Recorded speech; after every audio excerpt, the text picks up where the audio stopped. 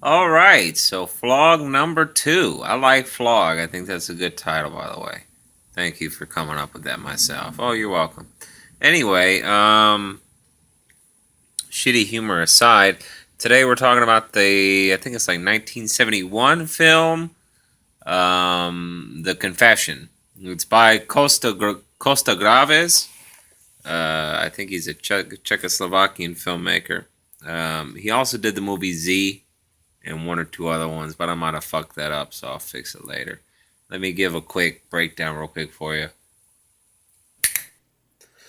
So, The Confession, directed by Gavras.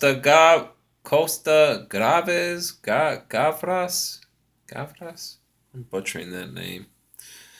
Based off of a book by Arthur and Lise London, adaptation and dialogue by Jorge Semtron, starring Yves Montand as Gerard. And let's get to the bottom of it. Cinematography by Raoul Cotard. Film editing by Francois Bonneau. And that's the basics of it. So there you go.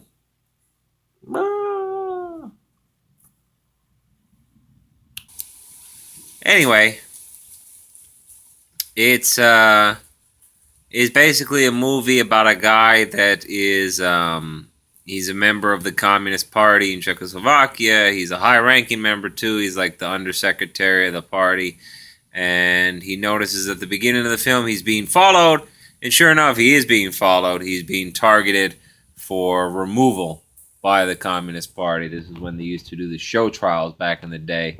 You know, when they get like 10 or 12 people and be like, oh, fuck these guys. We don't like them anymore. Torture them, get some confessions, and let's put them all to death. And that's kind of what happens in the movie. There's a little bit more to it than that. And it does get a little bit more complex towards the end of it. Um, Certainly. But to me, I don't know. I liked it because I like everything. But I don't know if I loved it as far as movie goes. It's definitely in like the 3 out of 5 range for me. I mean, for one, and I think this is a testament to the power of cinema, is, while you can read about the Soviet system of stuff in like the short story The Trial by the same by Kafka, or reading 1984 by George Orwell, I do think there's a certain power to actually seeing it before your eyes in a film like this, seeing the torture, seeing the sleep deprivation, seeing the deprival of food and the deprival of sleep, and the continued walk, go ahead, walk, that kind of shit. You know, it definitely adds a sense of fear and dread to the movie. I don't know if I've gotten more pretentious as time has gone on, but I feel like there wasn't enough fancy trickery in the movie to keep me interested. There are 2 or 3 scenes that I really did like, where I thought, man, he's doing some interesting stuff here. One is a scene towards the middle of the movie where he's so tired and exhausted that he basically just passes out and can't continue anymore. And this is, like I said, is not even halfway through the movie, so there's a lot more continuing he's going to have to do. But it what it reminded me of was that Lil Wayne video, 6 foot, 7 foot. So I don't know if he took from that one, but I think he was actually taken from Inception. So maybe Christopher Nolan took that from this movie, or he took it from somebody who took it from somebody who took it from this movie. One of them 6 degrees of separation type shit.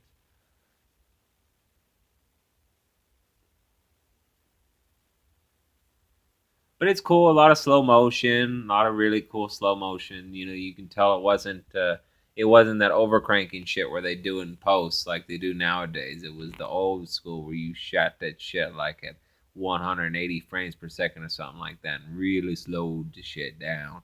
And so I thought that was really cool. And then there's another scene towards the end of the film when the actual trial's going on, and the show trial is going on, and something very humorous happens. And then while this humorous thing is happening, everybody's laughing. there's an overlay where they put a scene over it, and it's a very kind of tragic scene, and it adds a moment of bittersweetness to it. And those two things I really liked in it, but there wasn't really much else that I could stick to after the movie and go, you know what, I really like that, or I really like this.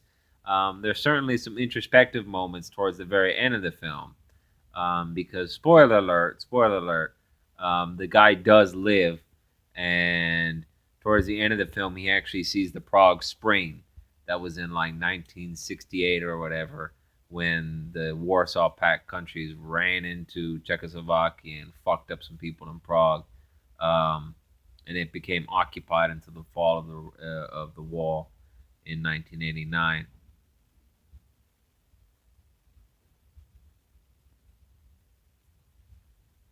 And seeing that imagery does really get to you in a way, but at the same time, I was still left feeling a little bit empty as far as the film goes. As to I just I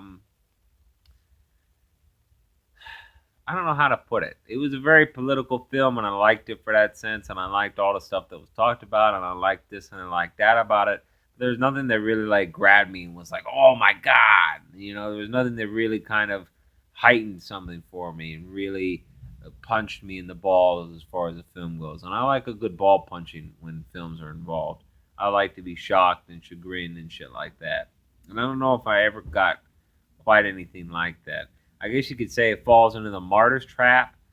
For those that don't know, I reviewed Martyrs way, way back in the Lost Flogs, and I talked about how at the end of that movie there's a repetitious aspect to it, where yes, there's this torture going on, but it's just so repetitive in the torture that even though the character is obviously going through something, the audience, as me as an audience member, I'm just like, okay, beat, food, repeat, beat, food, repeat. And it's kind of the same way here. Eventually, even though this is a very traumatic experience and this shit is very scary,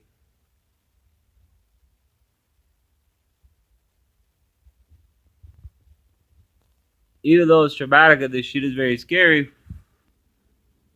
eventually it just gets to the point where it's just like, walk, confess, sign, repeat, you know. And I guess you could say that kind of talks about I guess you could say that talks about how the I guess you could say it goes into how they break you down as a person, how they just kind of repeat the same shit over and over and over again. As 1984 put it, they make it to the point where 2 plus 2 equals 5 in your mind. They get you to believe what they want you to believe. But what was interesting about this movie, and I guess that's the one redeeming thing about it, and this is the cool thing that Costa-Gavras points out, is that not even the Communist Party in this film really knows what they want. You know, they're it kind of dispels the whole idea of one party as a thing, because even in a one party state, there are different factions within a party, and when you're only allowed to have one party, it kind of creates this kind of disharmony where it's like, okay, I'm doing this for the party, but I'm going to be the very next guy on the chopping block when somebody else gets to the head of party, and it's like, no, we don't approve of that thing that you used to do no more.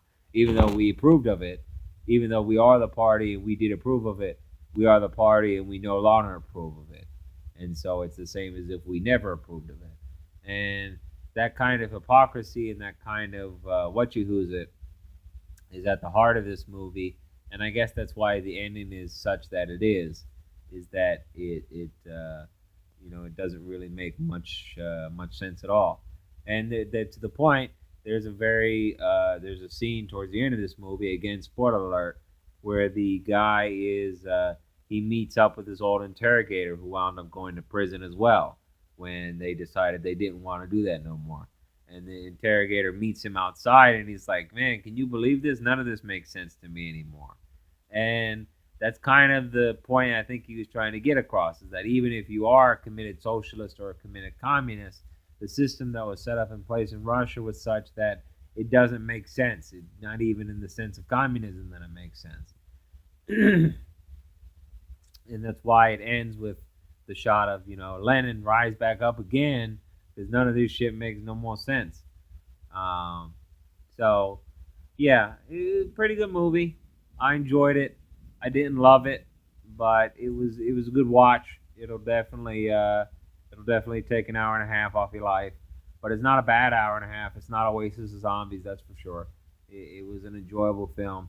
I just wish there was some more to it. There was some more oomph. A lot of the stuff is very standard as far as camera work and stuff like that goes. And I guess you could say he was limited in this or that. But he also kind of gives some shit away too at the point, because there's one, he keeps cutting back to this event that's happening way after the fact and everything. And you're supposed to think, well, is this or is this that? Is this a dream? And after a certain point, you realize it's not a dream. He did survive. And that does take a little bit of the tension away from the film, because you're just waiting to see how he survived, as opposed to wondering whether he will survive or not. And when that central question isn't in the character's mind anymore, because the character's narrating from a point in the future where he already knows the events that happened, it takes away that suspense in your mind, because you no longer have that will they won't they thing. Okay, he does. So now it's just come on running out the clock to see how he does it. And while that works in magic movies where there's a trick involved and part of the fun is seeing how the trick was done, there's no magic here. This is all just pain and suffering and interrogations. And so you kind of feel burnt out, I guess you could say, by the end of it, which is, to be fair, that's what he did to like half of his interrogators, is he just burned them out. And they mentioned that in the film where he's like, you've gone through a lot of interrogators. Nice job. So it is what it is. But I do think it could have been better. It's a good film, not a masterpiece or anything. I'll definitely check out some more of Costa-Gavras' work. I'll definitely keep an open mind with his other shit, because like I said, I enjoyed it, but I didn't, fall in love with it. It's not something I'm gonna write home to mom and pa about. I guess you could say. So there you go. That's 11 minutes, and I don't really have much else to say about this film. I'm trying to get this developed tonight so that I don't have to wait 5 hours and shit for it to finish. So I'm gonna post this up first thing in the morning, and I will see you guys then. Remember, you can give me a tip here at paypal.me/evilantonio. I wouldn't normally ask you guys for money, but Google as such is, I can't even monetize videos no more on this channel, if y'all don't notice. So Google's like ad revenue is done as far as YouTube goes. Everybody else is switching to Patreon. Everybody else is doing this and that. But I'm just not consistent enough with my videos to where I really don't feel like a Patreon would be worth your time. So that's why I say go with the tip jar. So if you like this, give me a tip, throw $1 or $2 in the jar, and that'll keep me going that way. And we'll just see how it goes from there. I'm going to be doing these vlogs from now on, just because that works a little bit easier. That works a little bit easier than having to do the whole, having to do all the editing and the rigmarole with some of my later work that also got deleted.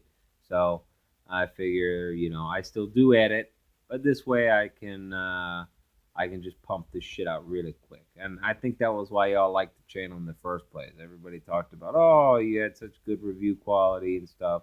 And I never too much liked the quality of the vlogs, but y'all seem to enjoy it, so I'm bringing back by popular demand, I guess you could say. So there you go. Y'all have a wonderful day. I look forward to seeing y'all again tomorrow with another good film. If you have any requests, feel free to drop them in the comments. I will get to them if I can. And that's 13 minutes. That's the longest recording time yet. This thing's going to shut down on me any minute now. So I will see y'all again soon. Bye.